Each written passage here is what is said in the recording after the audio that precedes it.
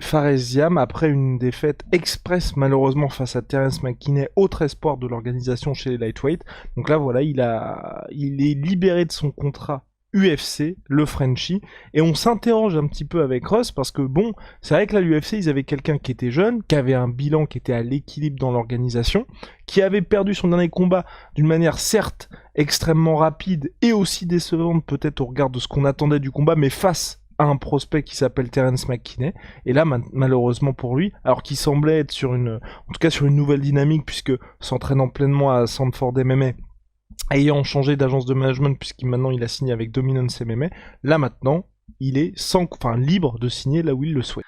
Le fait d'être entre guillemets viré de l'UFC, comme il est très jeune, c'est pas forcément, terrible et alarmant, quoi, parce que il peut se refaire les dents sur des circuits, sur des autres circuits, et revenir ensuite une fois qu'il se sera un peu plus développé, une fois que il est même pas encore dans son pic physique athlétique, quoi. Donc ça, c'est pas forcément très grave. Après, voilà, pour la raison pour laquelle il est licencié, bon bah, je pense que c'est pour ne pas y aller par quatre chemins. L'UFC a dû se dire bon, certes, il est jeune, certes, il est extrêmement talentueux, mais comme ces victoires, c'était des décisions sur lesquelles les derniers rounds c'était un peu plus tendu, qu'il n'a pas eu de finish à l'UFC, que son dernier combat, il l'a perdu face à un autre prospect et de manière spectaculaire, bah, ils ont dû se dire, bon, bah, en attendant qu'il mûrisse plus, comme pour l'instant, il n'apporte peut-être pas forcément le spectacle encore, on va le libérer et on le reverra peut-être un peu plus tard. Je pense que c'est tout simplement le calcul de l'UFC.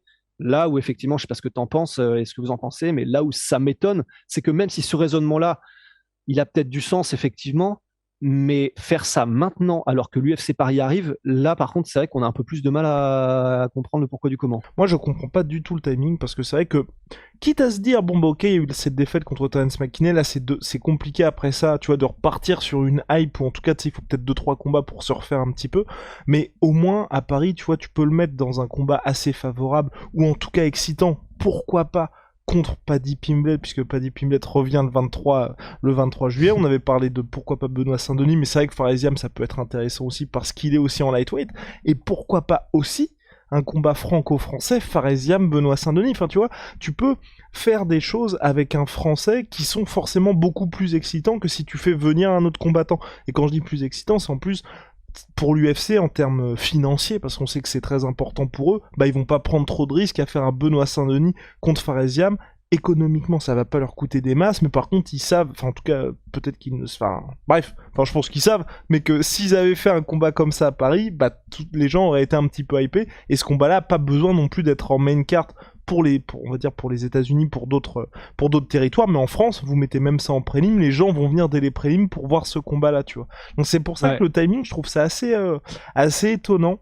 J'ai pas vraiment de... Il n'y a pas vraiment d'explication à ça, c'est pas non plus comme si c'était sur une mauvaise... Enfin, très bizarre, très bizarre.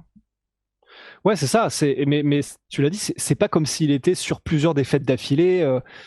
Terence McKinney, bon bah c'était pas le premier Fares à se faire terminer au premier round. Tout le monde se faisait terminer au premier round par Terence McKinney.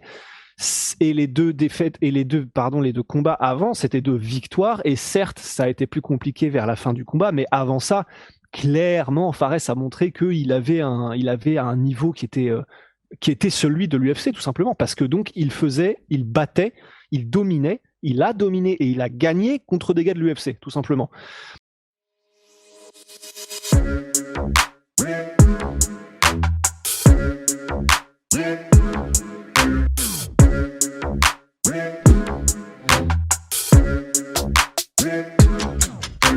I'm fucking coming for you!